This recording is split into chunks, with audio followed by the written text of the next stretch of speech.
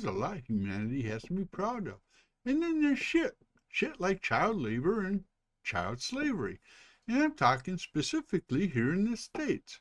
Now, I find it interesting that we all stand up in unison in how we want to protect our kids. And I'm kind of humblefucked when I look at child slavery and labor, especially the history of it. Because if we can't do everything we can to protect our children, then well, okay, you know what I mean. Of course, everybody has an opinion, and the right place to begin this video is with a definition of what I'm talking about. I'm talking about children who have been forced to work in horrible conditions, and I added the horrible in there because most children are actually allowed to work, with most children legally able to work around the age of 14.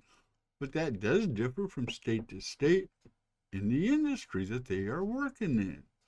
For example, a 12-year-old can work on a farm in a lot of states, and if it's a family farm, he can work regardless of age. To further define the problem of child labor and slavery, there's exploitation of children in the workforce, making for those horrible conditions I mentioned.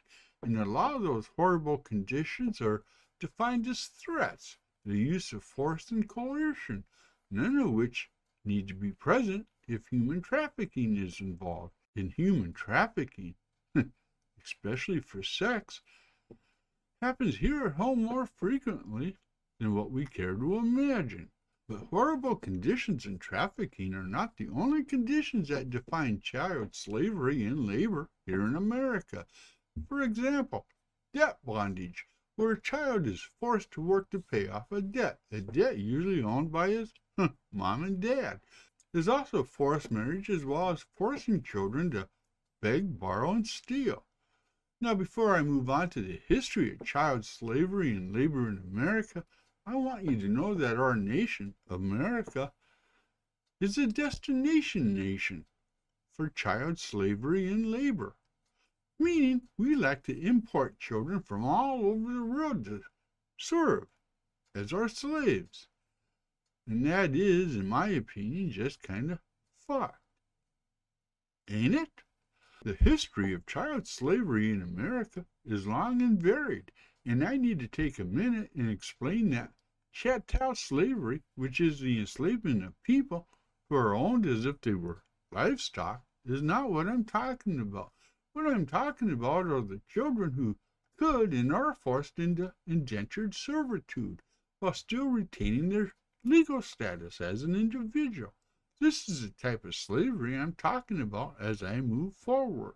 In today's modern world, we are not so concerned with child slavery as much as we are with child trafficking, which is, if you ask this old dude, that's just splitting hairs, because to me they're basically one and the same thing. But there is a little bit of difference that I recognize. So for some background, let's look at the history of child labor in America. And yeah, it's not pretty, especially to us modern parents.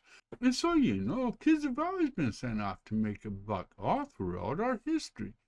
And again, it ain't a pretty history, and it might not fall under the legal definition of slavery, but like I said, I ain't splitting that hair. You should know when our nation was first founded, we were an agrarian society, meaning we were mostly farmers, and our children were expected to work on the family farm, not a lot different than today. Now, children were often sent off as an apprentice to learn a trade like blacksmithing, carpentry, or shoemaking. And the truth is, there are a lot of harsh conditions, and when it comes to opportunities for a child to be educated, well, truth is, there just wasn't many opportunities for most children to get an education other than what a 12-hour workday provided in the school of hard knocks. With changing times came the Industrial Revolution, and things went from somewhat decent to horribly and tragically bad for kids that had to work to help out their families. Factories and mines were not safe environment for kids, with dangerous working conditions, long hours, no safety requirements, and exposure to chemicals of all sorts. And of course, that continued a long cycle of poverty. It wasn't until 1904 when the National Child Labor Committee was formed and started pushing for laws to protect children in the workforce. And those laws that were being pushed, they didn't happen for another 30-some years with the passing of the Fair Labor Standards Act of 1938, which effectively ended widespread child labor in the United States. And that, my friends, is why your kids are in school today and not slaving away at some factory. And you know as well as I do, that ain't a bad thing. To work. I've done 50, 60 years of it, and I don't want any more of it. I'm retired, but I am working part-time just to keep busy, keep my mind active, you know. I had my first job at 11 years old, and it was like for 20 cents an hour, and it was prepping the house for painting. I was scraping paint off. You know, and I've never looked back. I've worked every day of my life until I retired 5 years ago and went nuts and had to go find a part-time job recently, which I enjoy. No stress. But, you know, saying that I started working early, that was because I wanted to, and my parents found something for me to do. That said, I still had a childhood. I still played. And I had and I had a good childhood.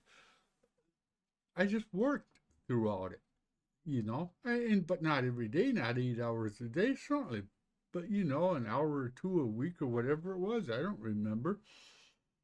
And I think it's important that children have time to be children. I think we forget about that sometimes.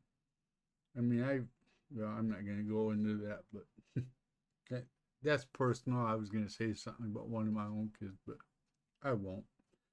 But, you know, as a modern parent, I look back at some of the horrible environments that young kids worked in. And their parents just must have been torn. I would have been torn if my 12-year-old son had to go work deep in a mine. I mean, give me a break. I mean, a man can barely do it, and we're expecting a kid to do it?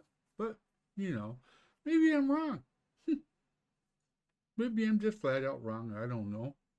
Maybe we should all start working from the day we know how to walk. Anyway, yeah, I realized this video was kind of up and down here and there and around and about. It's just, you know, what this video really was, just a bunch of collected thoughts and articles and so on and so forth, and I'll leave it like that. I think I'm going to do another shot. No, I'm not, because I got too many more of these to do. Enjoy your day, my friends, and thanks for watching, especially if you made it this far. I am out.